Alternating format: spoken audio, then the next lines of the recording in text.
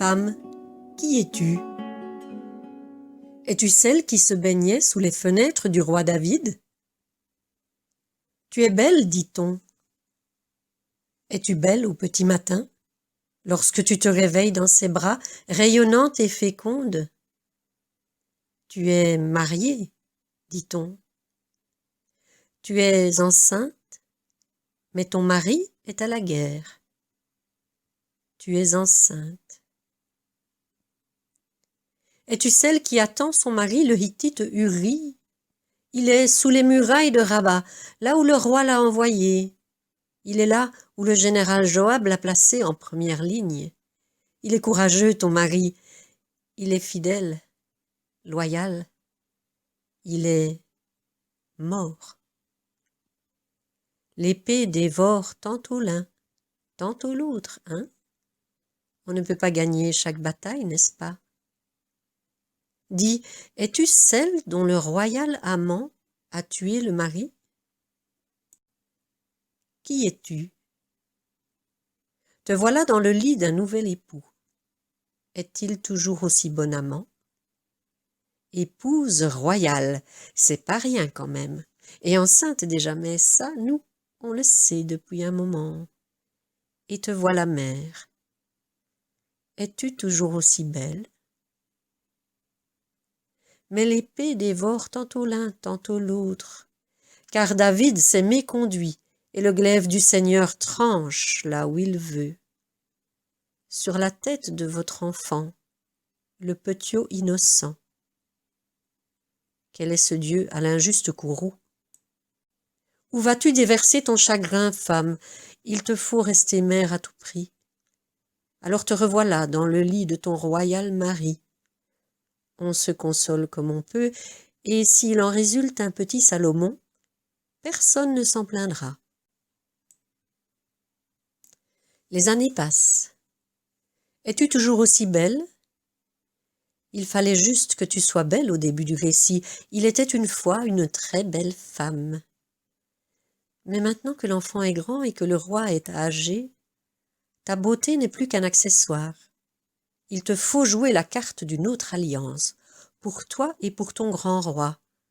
L'autre, le jeune. C'est qu'ils sont nombreux les prétendants, oh non plus devant la porte de ta chambre, mais les prétendants au trône du David vieillissant. Et voilà l'aîné, Adonias, qui sacrifie déjà les bêtes grasses. Vive le roi! Femme, dépêche-toi, ou ton Salomon n'entrera pas dans l'histoire.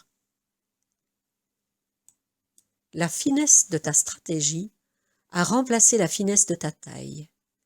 David, mon bel amant, n'avais-tu pas dit, n'avais-tu pas promis? Notre Salomon se morfond, tandis qu'Adonias, ce bellâtre de fils de Haggith, fait lui-même sa proclamation. Voici le décret royal. Que d'Adonias il ne soit plus question. Ainsi dit, ainsi fait. Salomon est roi. Ouf! Grâce à toi, femme, nous avons la sagesse assise sur la mule royale, assise sur le trône d'Israël et de Juda. David s'est couché avec ses pères. En un mot commençant, il est mort. Ne vivais-tu que par lui?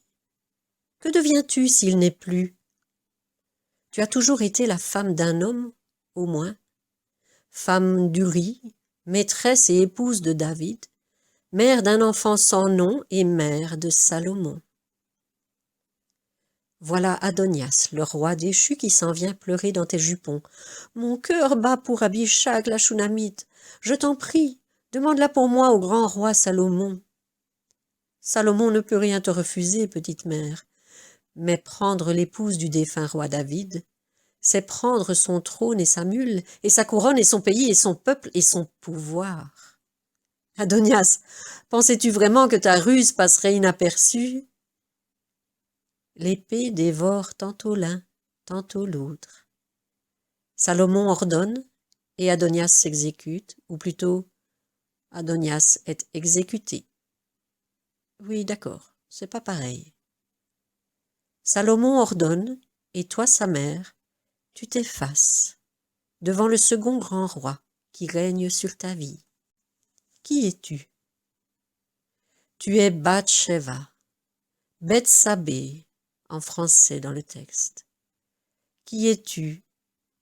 Fille, femme, postérité et plénitude de la perfection? Es-tu séductrice? Es-tu intrigante? Es-tu naïve ou sotte, consentante ou manipulée? Es-tu victime d'une condition féminine précaire ou joues-tu de ton pouvoir sur tes rois? Bathsheba, qui es-tu? Et que viens-tu faire dans la généalogie de Jésus, le Christ de Dieu?